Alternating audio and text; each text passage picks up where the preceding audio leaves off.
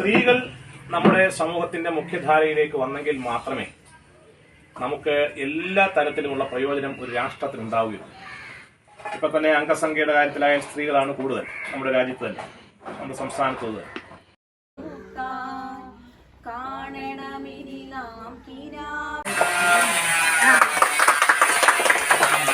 സ്ത്രീകൾ നമ്മുടെ സമൂഹത്തിന്റെ മുഖ്യധാരയിലേക്ക് വന്നെങ്കിൽ മാത്രമേ നമുക്ക് എല്ലാ തരത്തിലുമുള്ള പ്രയോജനം ഒരു രാഷ്ട്രത്തിന് ഉണ്ടാവുകയുള്ളൂ.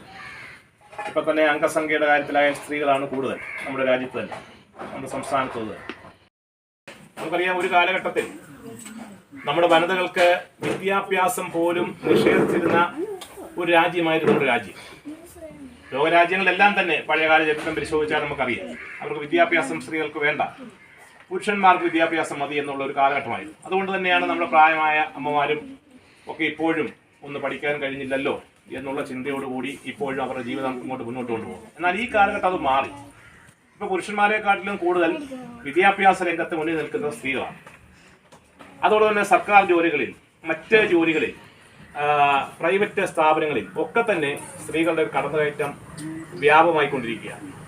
മാധ്യമരംഗത്തായാലും നമ്മുടെ സുരക്ഷാ സേനയിലായാലും, എതിരേറെ പറയുന്ന വിമാനം ഓടിക്കുന്ന നമ്മുടെ പൈലറ്റ്മാർ ഉൾപ്പെടെയുള്ള ജോലികളിൽ സ്ത്രീകളുടെ ഒരു വലിയ മുന്നേറ്റം നമ്മുടെ രാജ്യത്ത് നടന്നുകൊണ്ടിരിക്കുന്ന ഒരു കാലഘട്ടമാണ്.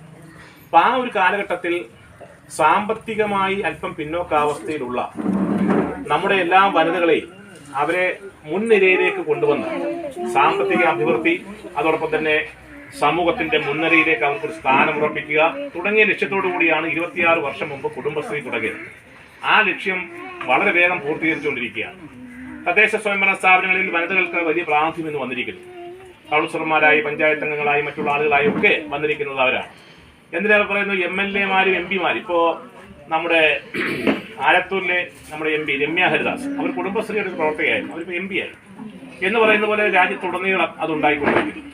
അപ്പൊ അങ്ങനെയുള്ള സാഹചര്യത്തിൽ കൂടുതൽ നിങ്ങൾക്ക് മുന്നോട്ട് പോകുവാനുള്ള ഒരു ആർജവം